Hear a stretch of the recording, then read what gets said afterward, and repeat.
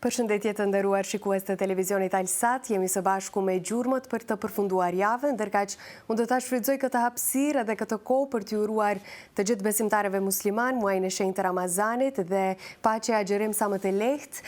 Ndërkaq neve sot do të ndalemi pikërisht tek një temë që na lidh me vetë Ramazanin, do të fokusohemi pak tek ushqyerja e shëndetshme, rëndësia e ushqyerjes së shëndetshme gjatë këtij muaji, për shkak se ne vëdim edhe të dalim nga ato rregullat që zakonisht i mbajmë për të mbajtur një trup të shëndetshëm dhe në formë. Megjithatë, edhe në këtë muaj duhet të dimë se agjerimi në fakt është një mënyrë shumë e mirë për të detoksifikuar trupin, edhe shkencëtarisht është hulumtuar se agjerimi në fakt ndihmon shumë për shëndetin e njeriut. Neve sot do të flasim me një nutricioniste për të gjitha rregullat, të mirat, benefitet e agjerimit, por edhe të marrim disa ide se si të ushqehemi sa më mirë e sa më shëndetshëm për ta shfrytzuar këtë muaj për t'i bërë mirë trupit ton dhe shëndetit ton fizik dhe ati mendor. Nuk duhet të harrojmë që në këtë muaj duhet të harrojmë edhe vetë simbolikën që na e fal muaji Ramazanit, jemi sa më të mirë, sa më të dashur me njëri tjetrin dhe të ketë sa më shumë paqe e mirësi, të mbajmë me vete këto karakteristika edhe pas përfundimit të këtij muaji. Vetëm pas hapësirës publicitare, neve do të rikthehemi në studio dhe do të kemi edhe bisedën tonë me nutricionisten që do të na rrëfejnë për të gjitha të mirat, të këqijat, ku nuk duhet të gabojmë, çka duhet të marrim nga ajo dhe do të flasim vetëm pas pak, andaj qëndroni me ne, për shkak se kjo është një temë që ju intereson të gjithave grup moshave dhe është në interesin tuaj. Qëndroni me ne. Rikthyer sërish në studio dhe na ka ardhur edhe nutricionistja jon Arlinda Mehmeti për të diskutuar për këtë temë. Mirë se erdhe, Arlinda. Si u gjeta? Ta nisim me një shikim të përgjithshëm mbi agjerimin, cilat janë përfitimet kryesore të agjerimit gjatë muajit të Ramazanit. Patjetër. Domethënë, gjatë agjerimit trupi jon kalon në autofagi. Çka do të thonë kjo?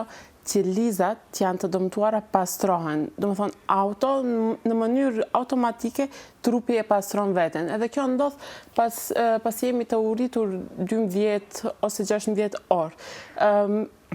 Insulina fillon të bi edhe të tregon një rezistencë më të mirë. Pashtu edhe është procesi dobësimit gjatë, nëse flasim për aspektin shëndetësor, mirë po ne te popullata jonë më shumë e hasin të shtimit pesh gjatë Ramazanit, filloj nga veçja ime, mirë po tash mos e them unë në aspekt shëndetësor flasi, nëse agjerojmë ashtu si duhet, edhe pastrojmë trupin ton, i bëjmë një detoks shumë të mirë, por edhe humbim pesh gjatë kësaj periudhe. Është edhe pjesa që ju intereson pak më shumë qytetarëve, kanë me shumë dëshirë. Si ndryshon organizmi nëse shohim nëse e pa ushqim 8 deri në 12 orë? Si që thash edhe, si që theka, domethënë është autofagia. Çka ndodh në këtë periudhë? Ne nuk ham, domethënë, produkte me karbohidrate, faktikisht dim që energjia prodhohet nga sheqeri, nga karbohidratet. Dhe kësaj periudhe trupi fillon ta djeg yndyrën, për shkak se nuk kemi mjaftueshëm karbohidrat për prodhimin e energjisë. Edhe kështu fillon procedura e detoksifikimit, domethënë edhe insulina këtu lëvizte trupi, domethënë bëhet tamam një detoks. Proteinat që kanë ngelur janë në formë të mykjes largohen, edhe gjithë mbetje tjera që janë të trupi jon fillon të largohet, për shkak se sistemi i tretjes pushon. Edhe ne nuk merremi vetëm domethënë nuk merremi gjatë kësaj periudhe me procesin e tretjes, po trupi, domethënë organizmi jon bën punë tjera që na kanë mbetur. Sigurisht. Me gjithë këtë pjesën e agjerimit edhe mos ushqyerjes për disa orë, vjen edhe shumë mite. Dua të di si reagon sistemi imunitar gjatë agjerimit, për shkak se shumica e njerëzve që nuk janë edhe shumë të kualifikuar, fillojnë edhe flasin edhe japin idetë e tyre në lidhje me sistemin imunitar. Tash flasim kështu. Normalisht ndjena më të lodhur, për shkak se gjatë gjithë ditës nuk kam asgjë. Prandaj edhe unë është tankohës e cek. Hani syfyr, pse nuk hani, mos mërziteni çoheni, ham një syfyr, pak presim edhe aspektin shpirtëror e përmbushim, e ham syfyrin, e presim ta falim sabajin, edhe flejm. Super është trupi, nuk ka asnjë problem këtu, edhe të nesërmen kanë më shumë energji, domethënë tash normal, nëse e flasim imunitetin të një person 100% i shëndosh, nuk ka asgjë, veçse është puna se psikikisht fokusohemi te kafja, ose te sheqeri, ose te produktet ushqimore tjera ku jemi të fiksuar. Nuk e kemi ngrënë edhe ndjehemi keq. Jo, mirë ndjehemi. Çfarë ndodh pikërisht përmendë sheqerin me nivelin e sheqerit në gjak gjatë këtyre orëve të shumta pa ushqim? Do të thonë ulet, normalisht ulet, edhe këtu insulina faktikisht ta them me fjalë pak më popullore, bëhet më e fortë, më rezistente, më mirë i merr, do të thonë e përpunon sheqerin pastaj, për shkak se mësohet trupi të ri gjatë kohë pa sheqer. Si ndikon agjerimi në balancën hormonale të gratë më shumë, për shkak se është diçka që përmendet shpesh edhe është një pikë që shumica e grave kanë për dëshirë që të dinë mbi këtë temë. Te kjo dysha ta ceki, jo vetëm te hormonet të gratë, po edhe te hormoni i rritjes direkt ndikon, do me thonë agjerimi, veçmas, si që thash, trupi, për shkak se ne kur nuk agjerojmë, gjatë gjithë ditës jemi të fokusuar vetëm te ushqimi, të ha. Edhe gjithë trupi punon për të përpunuar ushqimin që kemi ngrënë. Ndërsa, gjatë kësaj periudhës kur agjerojmë, trupi pushon, normalisht që fokusohet te hormonet, edhe procesi hormoneve, do më thëmë procesi riparimit të hormoneve përmisohet gjatë periudhës të agjerimit. E përmendëm edhe paraprakisht një pikë që shumë njerëz e marrin kur vjen puna tek agjerimi dhe Ramazani, është se disa gëzohen që është një periudhë shumë adekuate për të humbur disa kilogram, disa të tjerë i frikësohen për shkak se shtojnë më shumë kilogram. Pse ndodh ky dallim varësisht prej personave? Varësisht prej personave faktikisht nuk ndodh. Kjo ndodh nga vetdia e dobët e jona. Nuk e them si akuzë ose me fjalëqia, dhe unë jam nga ato personat me vetdije të dobët, pa marrë parasysh se e di gjithë, duhet kemi shumë kujdes çka ham. Fundja agjerimi nuk është që gjithë ditën të rim të uritur, edhe pastaj në mbrëmje çfarë ka, edhe çfarë duhet të ham, edhe çfarë duhet edhe krejt t'i ham. Do të thonë, çka është këtu lidhem edhe në aspektin shëndetësor, edhe në aspekt material, edhe në aspekt shpirtëror. Agjerimi është, ne si e themi, do më thonë, gjatë kohë që e kemi thënë, agjerimi është për ta kuptuar njeriun e varfër. Njeriun e varfër ti nuk e kupton nëse në mbrëmje në iftar, ti në sofër i ke gjitha sende që para iftarit e para Ramazanit faktikisht asë që i ke marë, nuk i ke pas. Do më thonë, pak ta praktikojmë modestin.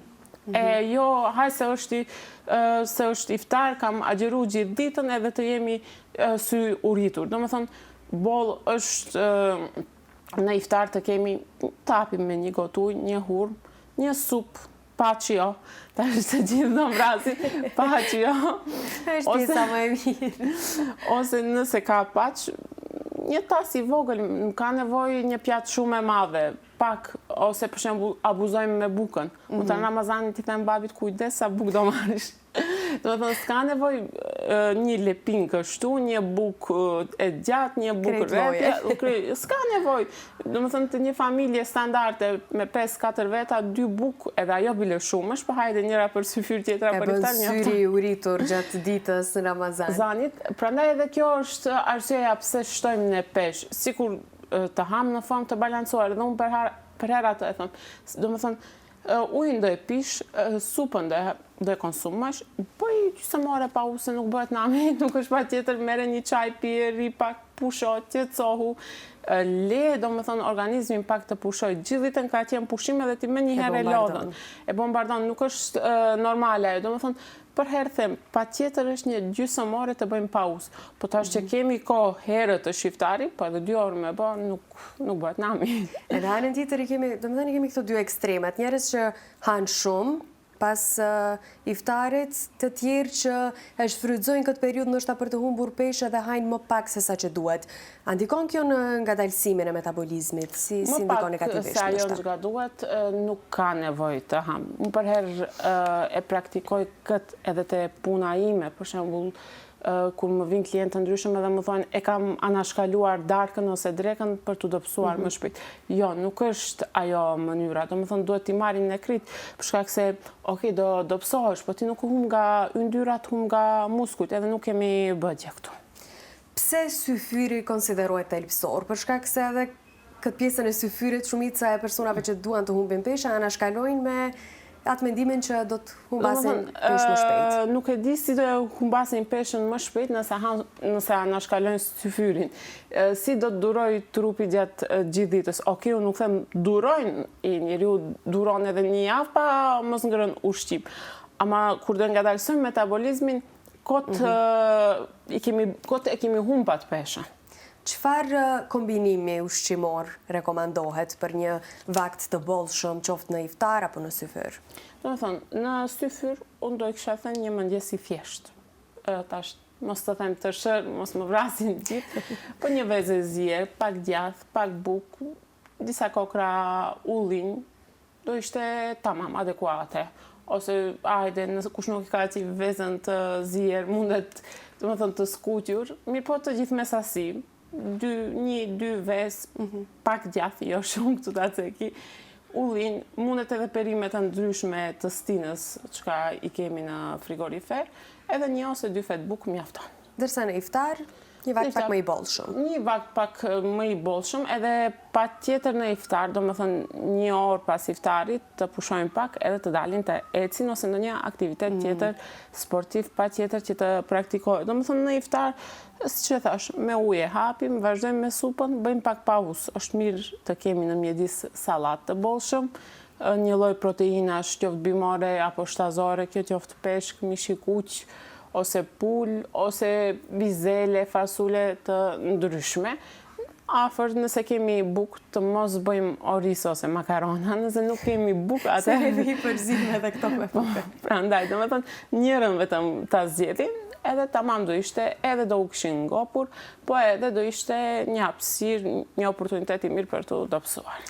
Ndërkaq edhe hidratimi gjatë agjerimit është një pjesë shumë thelbësore për shkak se një pjesë goxha e madhe e kohës ke qëndruar pa ujë, pa lëngje. Sa është e rëndësishme që të pijet sa më shumë lëngje? Së paku 2 litra ujë. Trupi jon pa ujë nuk punon. Do të thënë patjetër 2 litra ujë t'i pim brenda orarit ndërmjet, do të thënë iftarit dhe syfyrit. A është e rëndësishme të inkorporojmë këtu edhe lëngje të tjera? Tash, unë përherë them, lëngjet të tjera janë sipas dëshirës. Deshe pinë, deshe nuk pinë. Uji është i patjetërsueshëm. Uji nuk zëvendësohet me ujë të gazuar, uji nuk zëvendësohet me çaj, uji nuk zëvendësohet me lëndje frutash, uji nuk zëvendësohet me kafe. E këtu te kafja desha dalë, për shkak se është një pjesë shumë e rëndësishme për një pjesë të madhe, përfshirë këtu edhe mua. Sa është e rekomanduar që të pijet kafe dhe në çfarë kohe, për shkak se është pak e vështirë që të përcaktosh se ku ta zgjedhësh momentin e duhur. Në syfyr mos e pini kafe, do u dalë gjumi. Të gjithë e pinë kafe në mëngjesit në syfyr për ta. Në syfyr jo, në syfyr ikni nga kafja. Do të thënë, kafja të pijet pas iftarit, edhe atë është mirë të pritet gjysmë ore për shkak se te gratë shpesh paraqitet problemi i mungesës së hekurit. Nëse më njëherë pas iftarit pim kafe ose çaj, do të thonë nuk përthithet hekuri në sasi të mjaftueshme, ndërsa ato që nuk kanë problem me hekurin, mundet ta pinë direkt, nuk është ndonjë problem shumë i madh. Më vonë, 2-3 orë më vonë, mund të pijet edhe një kafe, por në syfyr jo. Çfarë duhet shmangur në syfyr? Për shkak se shumë njerëz ankohen të nesërmen nga ajo që kanë ngrënë gjatë syfyrit, ose janë të dehidratuar, ose nuk ndihen mirë. Çfarë duhet shmangur domosdoshmërisht? Domethënë produktet të kripshme. Nëse e vërejtë edhe parës thash, gjath pak. E cekim pak. Produktet të mishit të përpunuara, suxhuku, mishi i thatë, këto tash janë tavolina tona gjatë syfyrit, po duhet t'u ikim. Do thënë, syfyri duhet t'jetë sa më i thjeshtë. Mjafton edhe një pjatë me tërshër, me qumësht, me fruta, edhe ajo është e bollshme. Do të thënë nuk qëndron ajo se njerëzit ngopen sa të munden gjatë syfyrit për ta mbajtur pas të nesërmen në organizmin. Jo. Trupi njeriu e duron, do të thënë, nuk është që patjetër duhet të ham. Me ditë të tëra mund të rim pa ngrënë, po nuk vdesim. Mirë po, si që thash, është periudha për ta shfrytzuar, ta pastrojmë trupin, të dobësohemi nëse jemi mbi peshë, do të thonë, ta mbushim edhe atë pjesën shëndetësore, edhe atë pjesën shpirtërore, e jo agjerova ditën, po edhe tash është faktikisht e shohim që kur agjerojmë flem, filloj prej vetvetes time, sa më jepet hapësira, flej. Edhe ashtu tani është iftari deri ora 5:20. Domethënë, jo se kemi një agjerim të mundimshëm, ose që për shembull si verës, si është deri ora 8:30 mbrëmje, nuk është shumë i lehtë. Domethënë, edhe flem në syfyr të ham shumë, të flem gjithë ditën. Shohemi ka gjumi 1 orë, 2 orë para iftarit, përsëri të ham, prapë do flem se na ka erdhur gjumi, kemi ngrënë. Domethënë, vazhdimisht flem, vazhdimisht e pasivizojmë trupin, pastaj kujdes. Domethënë, edhe gjatë ditës kujdes, edhe në mbrëmje shumë kujdes. Është mirë që të dalim të ecim ose ndonjë aktivitet tjetër sportiv 1 orë pas iftarit, jo të flej. Hurmat janë një tjetër pjesë shumë simbolike e këtij muaji, janë pjesë e tryezave tona në çdo iftar. Ti numërojnë disa veti pozitive që Do thënë, hurma për ma shumë vitamine dhe minerale. Kjo është një. E dyta, direkt ndikon në sistemin kardiovaskular, është goxha e mirë, pa ashtu përman fibra, edhe është një burim i mirë i sheqerit natyral. Erlinda, para se të vazhdojmë tutje, neve do të shkëputemi shumë shkurt për një hapësirë publicitare dhe rikthehemi përsëri në studio. Jemi sërish së bashku, po vazhdojmë diskutimin ton mbi agjerimin, çka duhet e çka nuk duhet të bëjmë. Tani shumica prej shikuesve besoj që duan të dinë si të shmangim mbi ngrënien gjatë muajit Ramazanit. Tash, kjo është pak një pjesë e rëndë që edhe vetë kam problem. Përsëri them, duhet të kemë kujdes çka vendosin në tavolin. Produktet çka vendosin janë shumë të rëndësishme. Për shembull, nëse tavolina bën pjesë në sasi më të madhe sallata, perime të ndryshme, në vend të paçës, nëse preferojmë supë me perime, atëherë do ndjehemi më të fryrë me më pak produkte ushqimore që nuk janë kalorike. Si arrihet deri aty? Nëse do të kishte ardhi dikush te tjetër t'ja bësh një plan, si do ta kishe mësuar që dal nga dal të arrije deri tek ai rezultati përfundimtar? Ajo është pak punë vullneti, edhe vetdia. Domethënë, nuk ka të bëj nga dal ose shpejt. Pak këtë flas nga eksperienca. Në fillim të profesionit edhe unë mendoja që mundem t'i mësoj njerëzit nga dal. Mirë po, ka njerëz me vullnet që janë të vendosëm edhe të vetëdijshëm, domethënë, okay, unë e kam tepruar dhe tash duhet ta filloj atë korektin, domethënë ajo tamam çka është. Edhe ka njerëz që çdo ditë fillojnë, ama nuk fillojnë. Domethënë një njeri nëse ka vullnet edhe vetëdije e don, është i sigurt që gjatë Ramazanit nuk don të ha më tepër se sa duhet. Don të ketë kujdes me ato çka han, domethënë nuk don të shtoj pesh, don të jetë tamam, jo, mbas ushqimit, për shkak se nëse nuk është mbi ngrënia, tamam detox bëhet, domethënë nuk themi au lukthi. Nuk e ndjen atë fryrjen që të fryer jemi, au lukthi, au kjo, au ajo, s'ka të bëj. Domethënë të kthejmë prapë te tema, është puna e vetëdijes edhe vullnetit. Këtu më shumë është pjesa psikike. Një person sa është i përgatitur. Unë jam e përgatitur, nga vetja filloj. Unë çdo Ramazan mund të them, këtë Ramazan do kem pak kujdes, mirë po kam pas normal dallim nga vitet tjera, mirë po e shikoj edhe të klientët që janë tamam të fiksuar edhe kam vullnet. Domethënë, dje kisha rastin ku një kliente më tha, shumë mirë më erdhi supa e brokolit. Halal të qoftë. Për Ramazan. Po, për Ramazan supa e brokolit. Mirë po ajo është e vetëdijshme dhe ka vullnet. Këtu është roli i vullnetit dhe i vetëdijes. Ndërkaq në tryezat tona nuk mungojnë edhe ëmbëlsirat, një pjesë tjetër shumë specifike që neve duam shumë, sidomos kur është puna në Ramazan, e kemi si arsye tem, okay, tryezat sa më të bollshme dhe mbushim me ëmbëlsira çdo ditë, madje të them, sa shpesh rekomandohet të konsumojmë ëmbëlsirat, duke pas parasysh që e bombardojnë organizmin pas disa orëve pa ushqim, pastaj shumë ushqim, pastaj ëmbëlsira mbi të gjitha. Shumë ta them fillimisht ekstreme, pastaj kthehem në realitet. Hiç trupi jon nuk ka nevojë për ëmbëlsira. Ligjisht mund të marrim fruta edhe t'i zëvendësojmë me ëmbëlsirat. Mirë po, duke pasur parasysh se përsëri do konsumohen ato ëmbëlsira, është mirë që spaku 2-3 herë një javë të jenë, mos jetë çdo ditë. Edhe është mirë gjatë kësaj periudhe pak të kërkojmë receta të shëndetshme. Domethënë, atë sheqerin ta zëvendësojmë me sheqer natyral. Kemi domethënë receta të ndryshme me fruta të ndryshme, kur realisht me vërtet nuk shohet as pak sheqer. Mirë është domethënë pak të kërkojmë për ata recetat. Për ndryshe, nëse preferojmë receta pak më tradicionale, është mirë që të zgjedhim ëmbëlsira pak më të lehta, jo nga ato me shumë sherbet.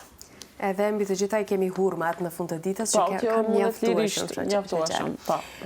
Në anën tjetër, folëm më herët për sa i rëndësishëm është hidratimi i trupit edhe pirja e ujit, po si të shmangim dhimbjet e kokës në rast të dehidratimit. Edhe shumë shpesh shumica e njerëzve, sidomos kur nisën në fillim të Ramazanit me agjerimin, pësojnë në kokë dhimbje.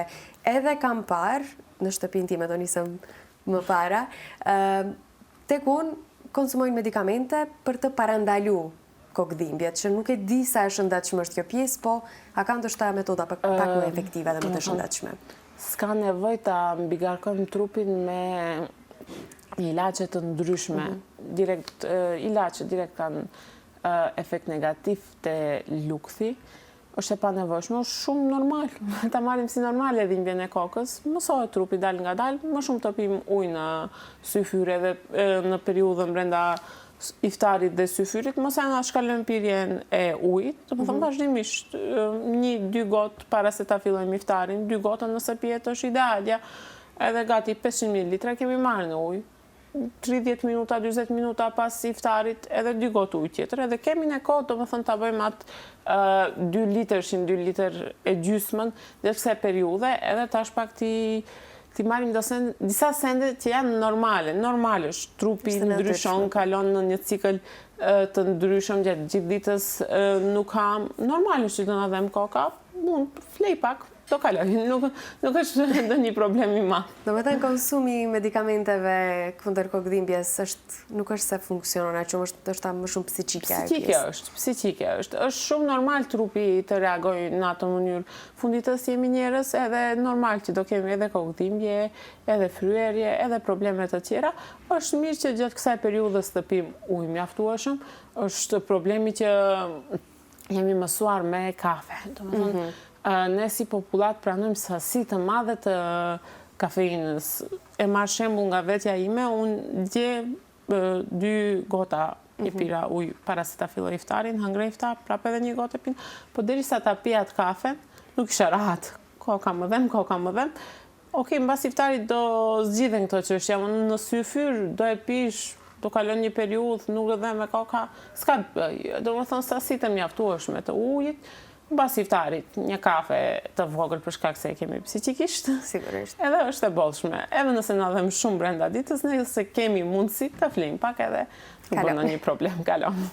Ka ndoshta alternative me që jemi te kafja dhe neve e konsumojmë shumë kështu si popull? Alternativa pak më të shëndetshme që dal nga dal të largojmë atë varësinë që kemi në kafe, ta zaventësojmë me diçka pak më të shëndetshme. Kafja jo se nuk është e shëndetshme, mirë po kafja do të pihet në sasi të caktuar. Domethënë, kur më thonë 7-8 kafe kam pirë, bravo, shumë mirë ke bë. 3 filxhana kafe në ditë janë të mjaftueshëm. Domethënë shumë veta shkojnë te ajo, kara shtypja të pi një kafe. Jo, pi ujë. Unë i takoj ati grupi.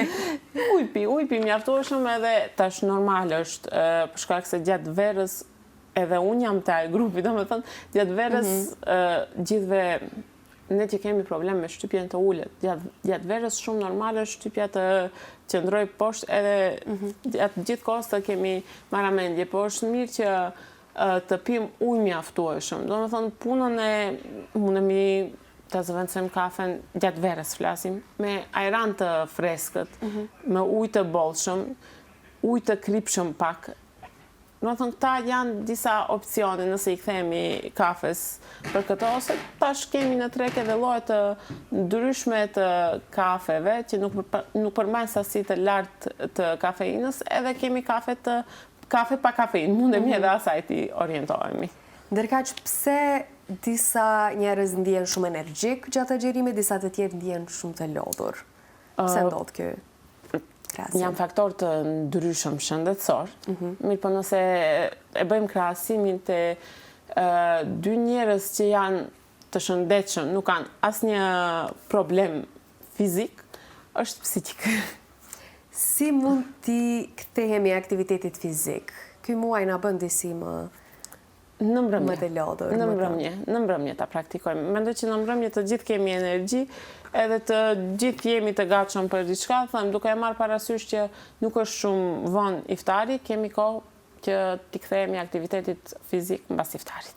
A ndikon agjerimi në përqendrim dhe produktivitet? Kjo është një pjesë që shumë njerëz ndoshta e gjejnë si arsyetim për ta arsyetuar disijat punën jo të kryer. Përkundrazi nëse e them që agjerimi ndihmon të jemi më të përqendruar, mirë po them përsëri jemi sipas punimeve shkencore tregon që agjerimi ndihmon të jemi më të përqendruar. Mirë po, jemi prap psikikisht të fokusuar, edhe ndoshta ikim disa sendeve edhe e kemi gjetë agjerimin a bëri.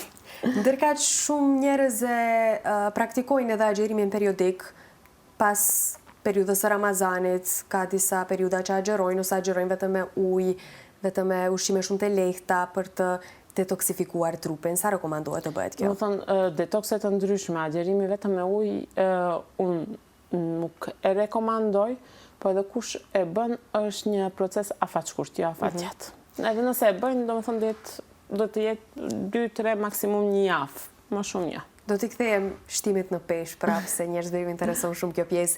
Si të shmanget shtimi i menjëhershëm në peshë, nëse disa persona e kanë humbur peshën gjatë agjerimit dhe më pas bajramit e kthejnë ose e kthejnë akoma më shumë? Do thënë përsëri them këtu, vetdia, vullneti, duhet të jenë të kujdesshëm. Unë shpesh e shofi edhe atë fenomen, u dobësova përsëri shtova peshë. Ke hëngër, mos ha, do më thonë, baj një normale.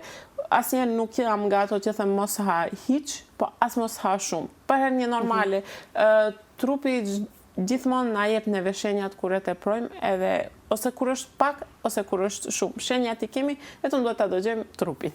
Ndërkaq unë them gjithmonë se nga Ramazani duhet të mirën shumë veti të mira, që nuk duhet të praktikohen vetëm gjatë muajit e Ramazanit, por duhet të kemi për gjatë gjithë vitit. Cilat zakone të mira në aspektin e shëndetit edhe ushqimit duhet i ruajmë edhe gjatë vitit pas Ramazanit? Siç e thekë edhe parës këtë pjesën e agjerimit si dietë kur e praktikojmë. Do të thonë, njëtës që kthehemi në përditshmëri, vetëm oraret i ndryshojmë. Gjatë ditës të ham, gjatë mbrëmjes të mos ham. Vetëm ta ndryshojmë.